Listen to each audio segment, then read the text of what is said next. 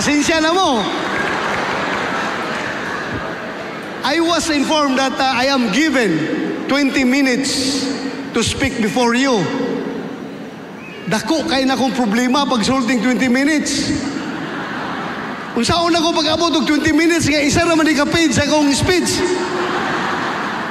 But anyway, please allow me to read my prepared speech. Jesus is coming. Get involved. Let me be the first to say it.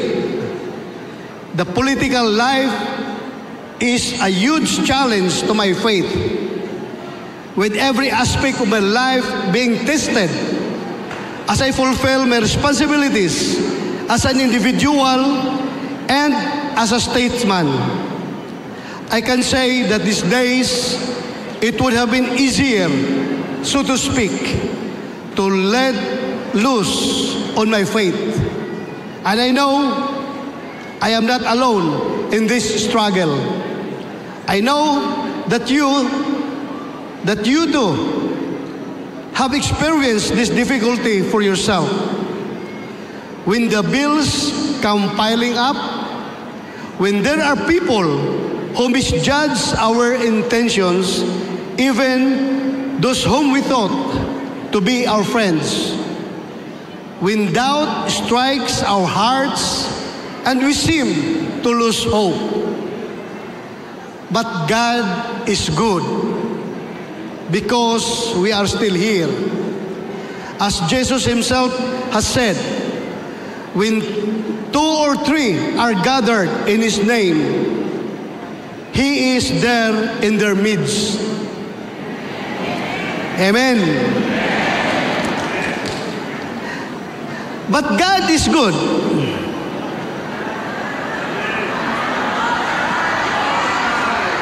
Very good. Very good. Because if God is not very good, di ko ninyo ibitahan nga mga diri para mo istorya sa inyo, ha? Amen. Thank you. And look at us today, my dear friends.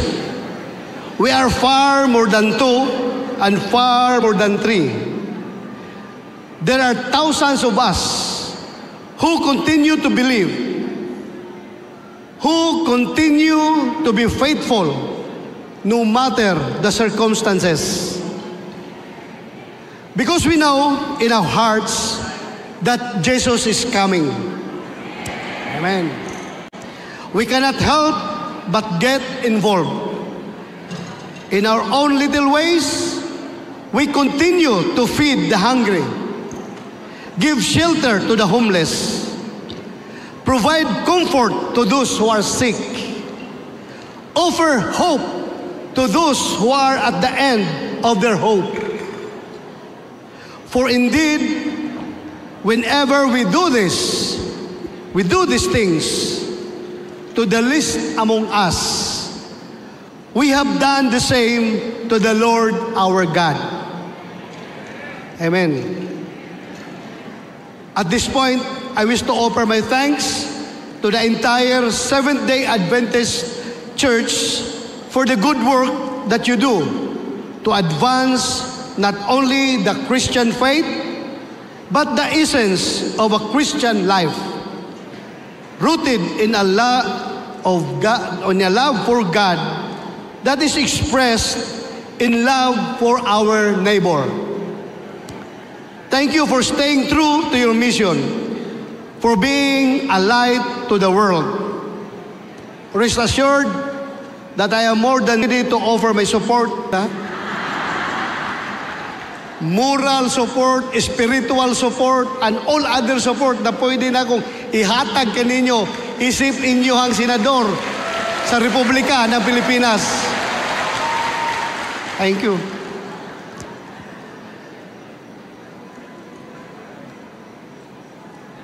Rest assured, again, I am more than ready to offer my support to you, not just as senator, but more importantly, a fellow believer, as someone who knows with all his heart that truly Jesus is coming. Asa mo itong timer na to? Pila ka minutes na? Wala pa, no? So, naalam ko'y gamay nga i-share sa inyo.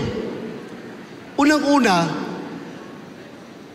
talagang humahanga ako sa Seventh-day Adventist Church. Hindi ako nang bubula, ha, dahil kaharap ko kayo.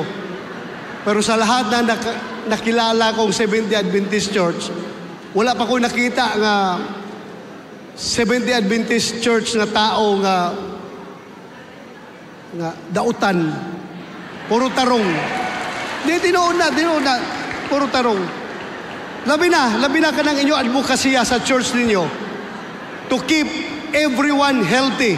Alam ko, healthy conscious kayo. Lahat. Very conscious kayo sa health. Not only physical health, not only psychological health or mental health, but most of all, spiritual health.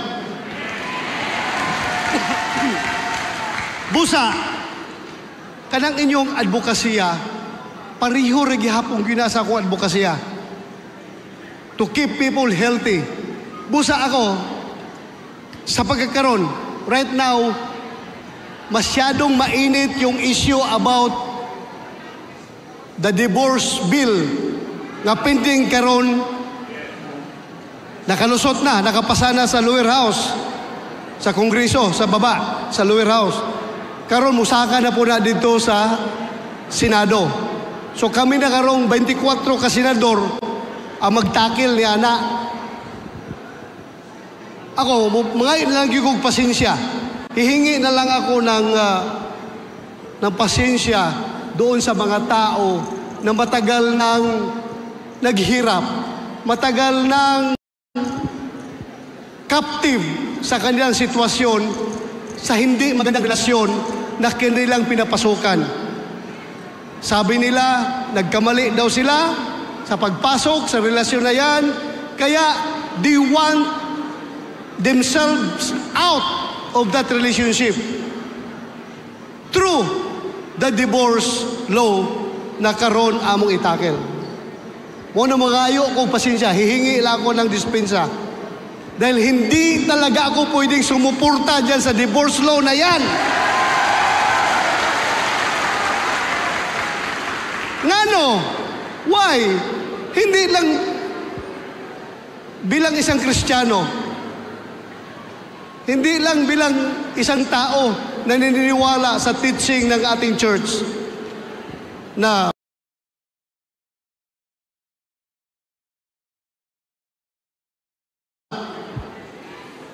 together, let no man put us under. Hindi lang yan.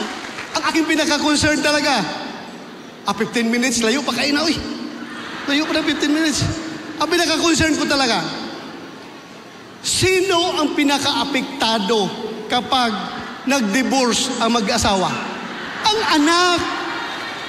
Ang anak. Gusto mo na sumaya yung buhay ng isang party to the relationship, makalabas na siya at pwede na siyang pumili ng ibang asawa at na-expense sa mga bata. Di ba? Ang bata ang masyadong impacted by that situation. Busa ako talaga, pasensya na yun, pasensya na. Di yun ko makasuporta ni Ana. Madawat ba ninyo akong stand para diha? Salamat. Ikaduha, kanang atong problema sa droga. Kay kung droga mo pasok, daot yun ang health ng tao. Dili lang health, kundi ang pamilya mabungkag. So busa kita, kibalo ko, walay Seventh-day Adventist church member na involved sa droga. I am very sure of that. Dili, magani mo manigarilyo. Bawal magani sa inyong manigarilyo, kanapakan droga. Busa ako, maningkamot lang ko, remind sa inyo ha. Nga unta, tabangan nato, tulungan na natin ang ating gobyerno sa kanyang programa laban sa illegal nga droga. As your chairman of the Senate Committee on Public Order and Dangerous Drugs, it has become my personal advocacy talaga, na talagang whatever the price, kahit anong mangyari sa akin, hindi ko bibitawan yung aking laban sa illegal na droga. Tinatakot nila ako. Kami daw ni President Duterte ay dadalhin sa ICC at doon kami ikukulong sa Europe dahil daw sa aming ginawang war on drugs. Ang sagot ko naman sa kanila, go ahead, make my day. Wala po akong kinatakutan dahil alam ko na yung war on drugs, ginawa namin ni Pangulong Duterte, hindi para kami yumaman. Hindi para sa aming pansariling kapakanan. Hindi namin yung ginawa. Ginawa namin yun para masalba ang kinabukasan ng mga kabataan na masisira ang buhay dahil sa illegal na droga. Kaya sana, ako palagi nagdadasal kay Lord, na sana, Lord, linisin mo ang utak, ang puso at damdamin, lalo na yung utak ng bawat Pilipino, na sana iwasan niya ang illegal na droga. Yun lang po ang aking pakiusap sa inyo. Magtulungan tayo. Alam niyo kung ano pinakamagandang solusyon dyan? Tayo, lalo na kayo. You are very peaceful citizens of this country. Napakasimple lang. Para sa akin, tayo mga parents, mahalin natin ang ating mga anak. Tayo mga anak, mahalin natin ang ating mga parents. Dahil kung walang pagmamahalan sa loob ng ating tahanan, napakadaling pumasok ng illegal na droga. Napakadali talaga. Kaya ang solusyon dyan, pagmamahalan. Mahalin natin ang ating mga anak.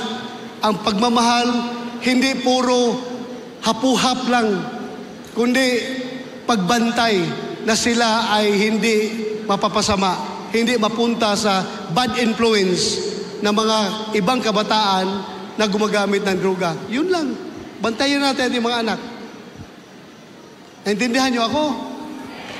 So, daghan kayong salamat. Huwag kayong mag-alala. Habang ako'y nasa Senado, ang palagi kong ginagawa dyan, kapag may mga critical decision making na dapat desisyonan ng Senado, ang aking magiging desisyon ay palaging guided by the Lord above. Bago ako mag-decide, palagi akong pipigil sa aking mata at, come, Holy Spirit, please guide me. I-guide mo ako palagi, please, Holy Spirit. I-guide mo ako palagi para hindi ako magkakamali sa akong desisyon na pagabuhaton kay kini. Dako kayo nag-implikasyon sa kaugmaon sa atong mga kapwa Pilipino. Daghang salamat. Wala pa 20 minutes, no? Wala pa. Pero, basig magsawa na ko sa kong naong, tama na to. Daghang salamat, ha? Salamat kaninyong tanan. Dalaygo ng Diyos. Daghang salamat.